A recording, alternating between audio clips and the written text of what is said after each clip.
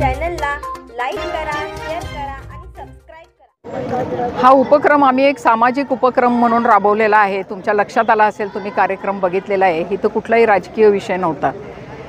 गेल्या काही वर्षात महाराष्ट्रात जी परिस्थिती निर्माण झालेली आहे की विशेषतः राजकीय लोकांच्या निष्ठेवर प्रश्नचिन्ह उभारलेलं आहे आणि बाकी पण जे प्रश्न समाजात निर्माण झालेले आहेत, महिलांच्या सुरक्षिततेचा असेल, वाढत्या भ्रष्टाचाराचा असेल, अशा वेळी एक विचार सगळ्यांच्यातून आमच्या पुढे आला की कुठेतरी या युवकांचं प्रबोधन होणं गरजेचं आहे आणि छत्रपती शिवाजी महाराजांसारखा मोठा आदर्श या महाराष्ट्रात कुठला नाही आहे।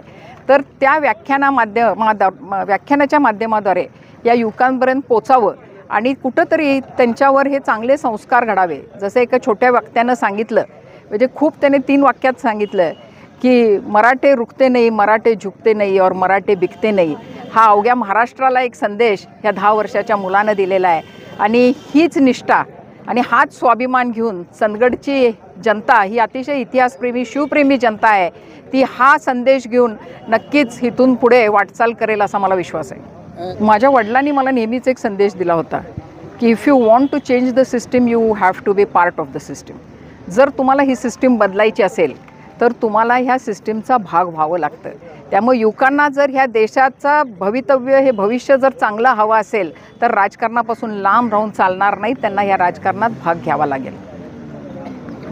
ताई, आता राजकीय एक प्रश्न विचारतो। महाविकास आघाडीच्या तिकीट वाटपासंदर्भात खलबतं सुरू आहेत, तर आज एक बातमी आलेली आहे की आपल्या मतदारसंघातून शिवाजी पाटील जे भाजपचे नेते आहेत ते तुतारी फुंकणार असं सगळीकडे सोशल मीडियावर व्हायरल होतं आहे। तर त्या संदर्भात वरिष्ठांशी काय चर्चा झाली का आणि तिकीट वाटपामध्ये महाविकास आघाडीला हे तिकीट नेमकं कुणाला जाईल आणि कधी तिकीट जाहीर होईल? आजचा हा सामाजिक कार्यक्रम असल्यामुळे, छत्रपती शिवरायांचा कार्यक्रम असल्यामुळे इथं राजकारण आणणं मला योग्य वाटत नाही आहे। पण एवढं नक्की सांगेन की शरदचंद्र पवार साहेबांच्या नेतृत्वाखाली ज्या कुणाला यायचं असेल त्यांचं या पक्षात स्वागत असेल।